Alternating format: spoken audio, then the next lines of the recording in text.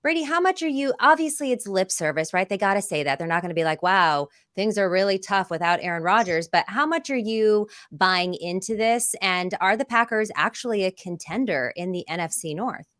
Yeah, I don't know about that.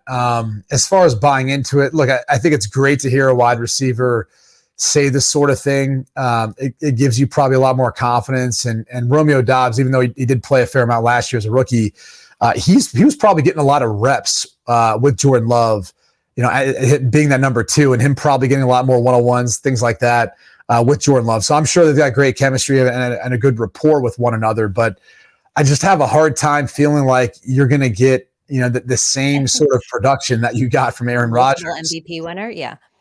Yeah. But again, it's always good to hear. This is just a case of you got to kind of see it in order to feel like this is something that you can buy into, at least for me.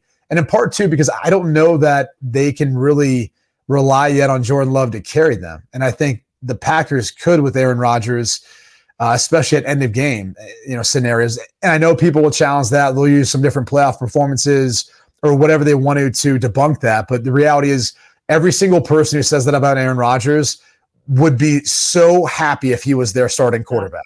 Yeah. And so it just kind of throws the argument out the window. But I think they're going to be more of a run-first offense. I think that's kind of what Matt LaFleur would like to be. And I think that honestly might help their defense from time to time. Maybe not facing as many snaps, not being on the field quite as long and short in games. Is that you, Mike McCarthy? What? I think this is also, we talk about the D. Milner stuff.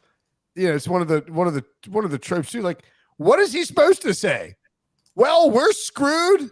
Like, he's just like, well, and let's not forget that Rodgers called out Romeo Doubs at one point last year. So maybe he's perhaps more in tune to the idea of Jordan Love being there. But you can't, if you're Romeo Doubs, you can't be like, well, obviously we lost Aaron Rodgers and now we're stuck with this jabroni. So we expect to win about 5 games this year. That's sort of what our expectations are. Like, is some of it too just like putting that out there only because they did draft Jaden Reed in the second round.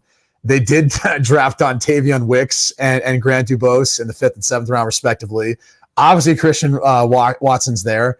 I mean, they drafted a couple of tight ends. Oh, you think he's like, no, I'm a big Jordan Love fan. Like, I'm your guy. Like, remember me. Like, things break down, you start running. Like, look over here. I'm your guy. Like, he's like wearing like a Team Aaron t-shirt or Team Jordan t-shirt. Like, I'm just saying, man, they spent a lot of draft capital on weapons for Jordan Love to throw to. And it's like, I don't know. He doesn't want to get caught up in the mix. So it's like, maybe I'll make some headlines and say some really flattering things about you. All right, Bree, based on what you just said, I imagine that you're not firing on Jordan Love MVP at plus 5,000. However, Brinson, you get a little degenerate sometimes with some long shots here. How do we feel about Jordan Love for MVP?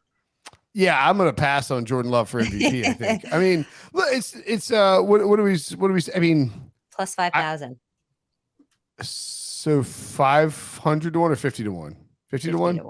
No, thanks. 50 to 1. No, thank you. Like, he's even with Kirk Cousins and Matt. I mean, Kyler Murray. I mean, I feel like plus 5,000. Stafford, you would. I'm taking Stafford. I'm taking Stafford or Daniel Jones, or even Kirk Cousins would never win it because like people like Pete Prisco vote. They would never vote for Kirk Cousins no matter what. Of the 50 to 1s that we have on the screen, I would say, is he going to be healthy in time? Like, is he playing? No. That was a Charlie Day special for you.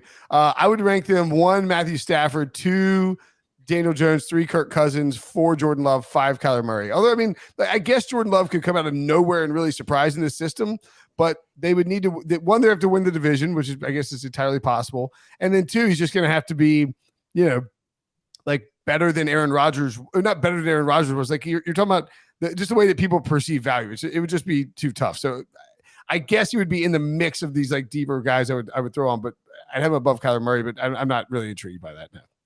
Okay. Are you intrigued by 150 to 1? I'd take it. Okay. All right. Well, maybe who knows? The season is long. That might change a little bit later.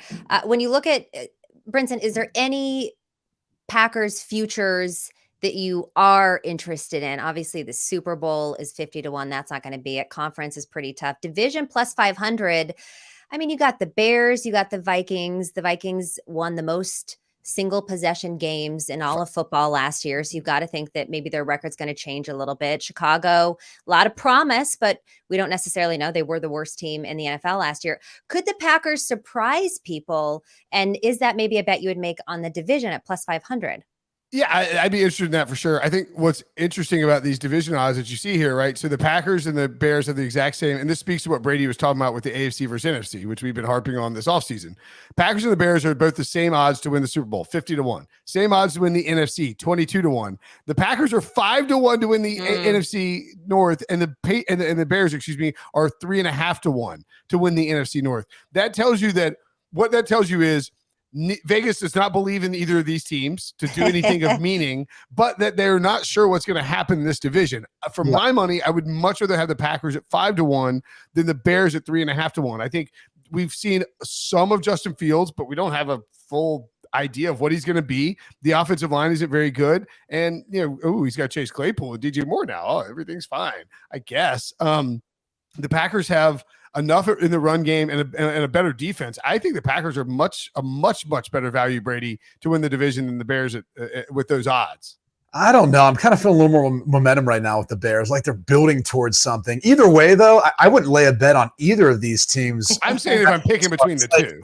I mean, I don't mean to call out, Caesars here, but my goodness, let's amp this up a little bit. Give me a little more incentive to lay down a bet on this thing. 50-1. I'm just saying, you just said you wouldn't bet it unless it was 150-1. No, I'm saying 50-1 is way too short. There's like the idea that look at these teams. Scroll down, like the Bears and the Packers should be 100-1 plus to win the Super Bowl. That's what I'm saying. It's like, you need to incentivize us if we're going to take some of these bets. And I get it that they run the business better than we do, but come on, throw us a bone here. Give us a little action here in June with some of these bets. You can't look at any of these and think any of them are attractive right now. No. I mean, look, like the idea that the Raiders are 45-1 to win the Super Bowl. Get out of town. Tuesday night bar scene in the marina, which you're from the Bay Area. You know what I'm talking about, Katie. You've been there before. Pick your choice somewhere in Manhattan, wherever you want to pick, the meatpacking district, whatever. It's just, it's like you're going out, you're looking around. There's nothing attractive here, nothing to see here. I'm not going to lay a bet. I'm out.